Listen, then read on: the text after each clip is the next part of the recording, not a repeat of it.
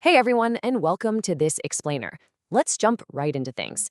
Today, we're unpacking one of the absolute most critical dilemmas in global health right now, the really delicate balance between treating tuberculosis, which is a disease that silently threatens millions of pregnancies globally, and protecting maternal and fetal health. If you follow infectious disease policy, you already know that the intersection of HIV, TB, and pregnancy it's a highly complex clinical space. We have life-saving treatments, sure, but we also have conflicting real-world data and rapidly evolving global guidelines. So today, we're going to break down the science, the pharmacology, and the policy shifts that are literally defining the future of maternal care. Okay, let's dive into this. Think about it. How do we effectively prevent active TB, which we know is completely devastating to both mother and child, without the preventive treatment itself introducing unacceptable risks to the pregnancy? I mean, it sounds like it should be a pretty straightforward risk-benefit analysis, right?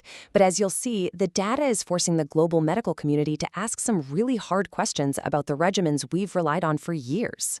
So here's our quick roadmap for today. We'll start by looking at the baseline dilemma, then explore the status quo and some emerging tensions. From there, we'll check out the dolphin mom's horizon, hit on a really crucial dosing caveat, and finally wrap up with how all of this is shaping future guidelines. All right, part one, the baseline dilemma and the very real threat of TB during pregnancy. We all know active tuberculosis during pregnancy is, well, a worst-case scenario. Pregnant and breastfeeding women living with HIV are at a significantly higher risk for developing TB, which makes tuberculosis preventative treatment, or TPT, an absolutely critical intervention. Now, historically, the WHO and the US CDC have recommended 6 to 9 months of daily isoniazid as the standard TPT. But treating a patient during pregnancy and postpartum, it's never simple.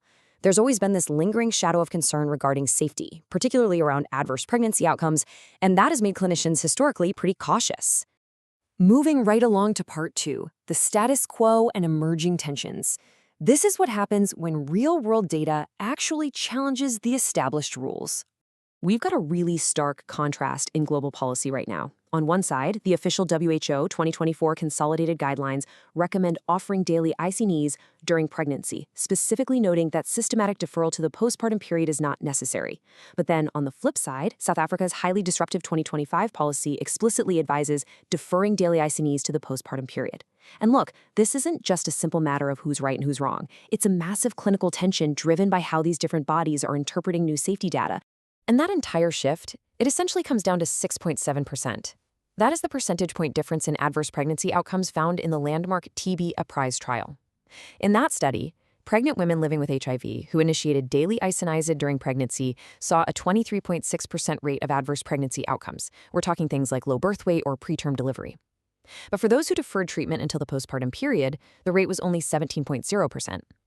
To put that into perspective, in population health terms, a 6.7% gap is absolutely massive.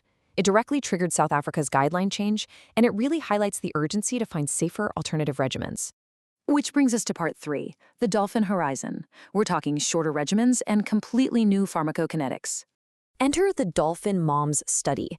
This is a vital 2025 clinical trial specifically designed to evaluate the safety, tolerability, and pharmacokinetics of two much shorter regimens in pregnant women with HIV. The two acronyms you need to keep in mind here are 1HP, which is 1 month of daily isoniazid and rifampicin, and 3HP, which is 3 months of weekly dosing. Crucially, the trial examines these regimens in women taking dolutegravir, or DTG, which is a highly effective, widely used HIV antiretroviral drug. The catch? Rifampicin is known to interact with DTG. It essentially speeds up how fast the body clears the HIV drug. Now, what's really interesting about this slide is how clearly this pharmacokinetic graph illustrates that challenge.